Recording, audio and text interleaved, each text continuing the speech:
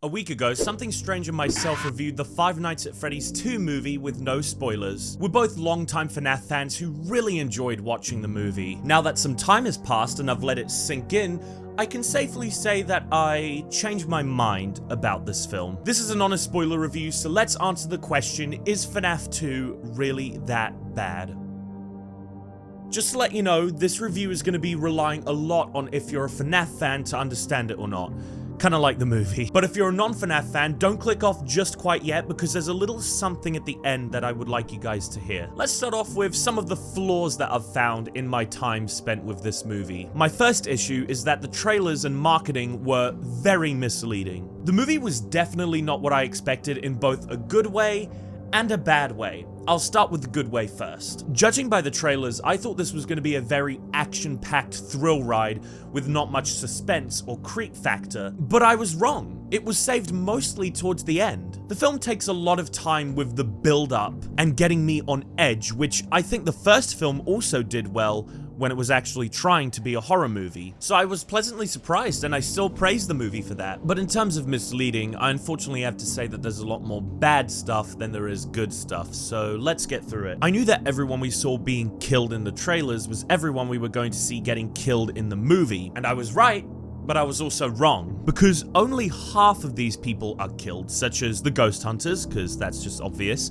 and the asshole Wayne Knight teacher. Keep in mind, this is coming from someone squeamish who doesn't really like gore. However, I was still really excited to see this movie give us a high body count, and they just don't go through with it. All of the people we almost see die outside of the pizzeria are spared, and after seeing that, I was just wondering to myself, what the fuck were you thinking, Blumhouse? As long as it wasn't too gruesome or horrifying to where I couldn't handle it, I wouldn't have minded if this town just became an absolute bloodbath of citizens being killed left, right, and center. Speaking of which, I was really curious about FazFest when they briefly showed it in the trailers. And when it was introduced in the movie, I thought that this was a brilliant idea. But once again, they don't fully go through with it. I thought that the climax would take place at FazFest, and it would have given the showdown between the originals and the toys more fan service, another part of the film that completely surprised me, but won me over. One thing I do like about FazFest though, is that it's setting up Fazbear's Fright for the next movie, and I think it's a really good way of introducing the concept and having it make sense for the movie universe. I'll get back to that, by the way, because I want to focus more on this film only. The movie keeps setting up great ideas, but then it doesn't give them any sort of payoff.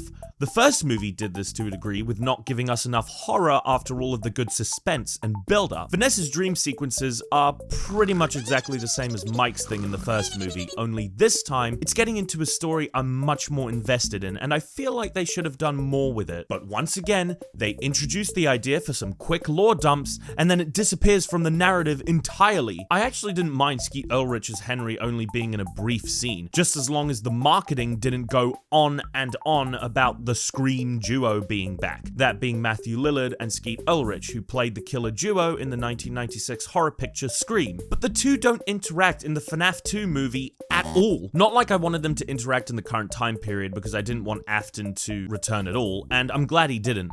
But we didn't get as many flashbacks as I was hoping we were going to get. Again, utilizing the plot point with Vanessa's dreams and making it so much more interesting with discussing the lore us fans all know and love. If they really wanted to bring up the idea of this iconic duo being back, then they could have used more flashbacks and dreams with them interacting. Or instead of having to show them on screen together, they could have spoken about them more to give them at least some kind of connection. I would have still been happy with just that. Maybe they should have hyped this up for the third film, but I get it. We need to market this movie, and yeah, they both still feature in the flick, so it kind of checks out, but it's left underwhelming. But this is only a 2-hour-long movie, I hear you asking. If I wanted them to add all this stuff into it, how would they ever be able to fit it into the runtime?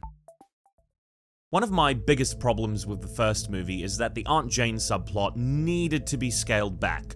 a lot. It takes up way too much time, and we really didn't need this nasty bitch as a secondary villain for the movie. I think exploring the issues with Abby and her relationship with Mike being torn could have been explored in a much better and subtle way that also links better with the main plotline of the movie, and then we get more time to develop the horror and the animatronics without doing it in stupid over-the-top ways. But then in the sequel, we get a similar subplot, except with this fucking Wayne Knight teacher guy. Still being honest, I did find his scenes funny, but did this entire plotline with the school and the science fair have to be in the movie? I mean, come on, if you removed it from the narrative entirely, there's gotta be some other way to get around Abby freeing the animatronics. They said they listened to the feedback, so why did they repeat a lot of the previous film's biggest issues, but with a different skin? It makes no sense. I know I'm sounding like an asshole, and I wouldn't be able to write this movie any better,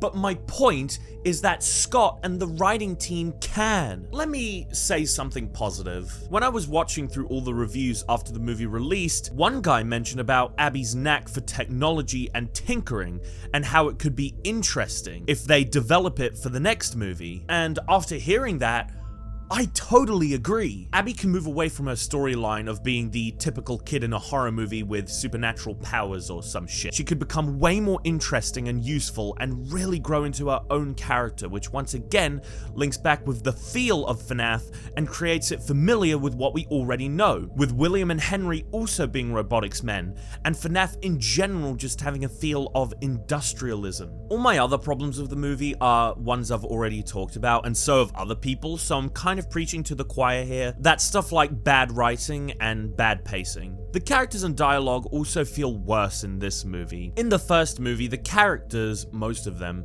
felt natural enough and not cheesy through the acting and writing. The first film in general was just overall directed really well and overall written really well. And the second one just feels like a downgrade. Like, the way the characters talk to themselves to get stuff across to the audience, they just didn't do that in the first movie. Another example of bad writing I can use is all of Vanessa's car sequences. They don't make a lot of sense, and I don't think this timeline they put together is very coherent. The whole film just feels a bit jumbled and doesn't really have much structure. Again, hold that note because I want to talk about that in my positives. I don't know why Afton didn't immediately kill that child in the opening. Like, why was he washing off his knife in the sink? I can get past most stupid plot holes in the FNAF universe, like Charlie's death being covered up as an accident, but the adults shunning her in the beginning was really dumb. It's a good motivation, and I like the idea of spirits being stuck on the last emotion they felt before they died, because ghosts are literally just souls trapped in time. But just the way they went about it was far too over the top and on the nose. They could have made it a little more subtle. So from this whole video, I sound like I hate this movie now, right? So before I move on to my positives, I should probably give my verdict on, do I now hate this movie? No. And the reason I don't hate this movie is because I just can't help but enjoy it. And I don't mean in an ironic way or anything. I'm an OG fan of Five Nights at Freddy's. I've always loved playing these games and discussing and thinking about the lore. But recently, I've just lost motivation with keeping up with the games, and I was really looking forward to this movie universe giving me a fresh take on the lore that I already have enough knowledge about. When I first watched the movie, I enjoyed it from beginning to end because of all of the lore and details and everything it was introducing. I repeat, what it was introducing. I said before that the movie doesn't really pay off anything it sets up in its own runtime. And I think that's a fundamental flaw of this entire movie. It's a sandwich film, a setup. It relies too heavily on the idea of there being a third movie by introducing so much unanswered information and leaving on a good cliffhanger, yet a dissatisfying ending. But again, I can totally overlook that because it's creating such an exciting future for the FNAF fans who like these movies. And I know that there are a ton of fans who don't like these movies. To that, I say, that's perfectly fine. I 100% understand a FNAF fan not liking these films. I can't imagine that every single fan of the games would be satisfied with what we got. I can also find myself feeling underwhelmed or cringed out by what we've gotten so far. I just hope you're all still able to enjoy FNAF as a whole, because you don't really need to like these movies to do that, right? As for the people who aren't fans but also don't like this movie, I respect you too, including critics. Also, don't think that I'm saying it's a good thing that a movie should disregard good storytelling or good filmmaking to appeal to a select group of people, because it's not. Just as long as they follow the source material, yet still welcome a new audience. If you were able to introduce everyone to a new property before, then you can do it again. I was excited for these movies to bring in an entire new FNAF fan base, but the reality is, they just haven't done that, and I need to be acceptable of that and not let it ruin my life. I'm not a toxic guy. If you dislike these movies, whether you're a fan or a non-fan, you're still on my good side. The first movie gets a 6 out of 10 from me. On the verge from being mid, but bumped up a little bit because I do like the movie, I don't dislike it. But the second film, even though it's got different flaws to the first film, I'd say they pretty much even out in the end. I originally said that this movie was better than the first, but like I said, I've changed my mind now. I actually think that they're both on par. So I'd give it a 6 out of 10 too. However, taking it all into consideration, I did enjoy watching this one a lot more than the first one. It's so much more engrossed in the FNAF lore than the first one.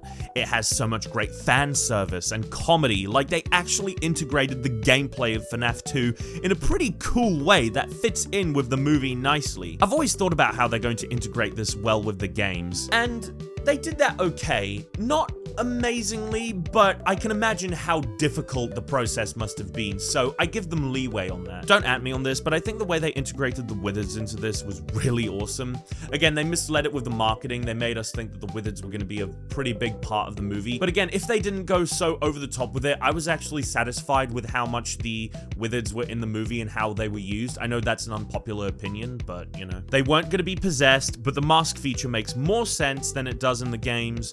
And apart from the marionette, they were the scariest characters we've gotten so far in these films. Everything with the marionette was awesome, the effects still look great, the characters are still likable, Vanessa is way better, and I like how introspective all the trauma surrounding her dad is.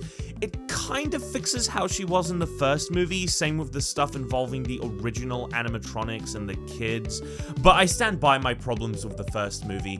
I won't allow this one to overshadow my issues with it. Even though I said the film was jumbled and messy, I like the fact I didn't know where it was going. I like the fact I didn't know where this entire trilogy was going after I started watching the first movie. I find a movie so much more interesting when it doesn't have a regular plot structure, just as long as it's coherent and it makes sense. And this movie isn't, but I still found it cool. Shut up. So I give FNAF 2 a final score of 7 out of 10, bumped down from my original 8 out of 10 score in my previous video.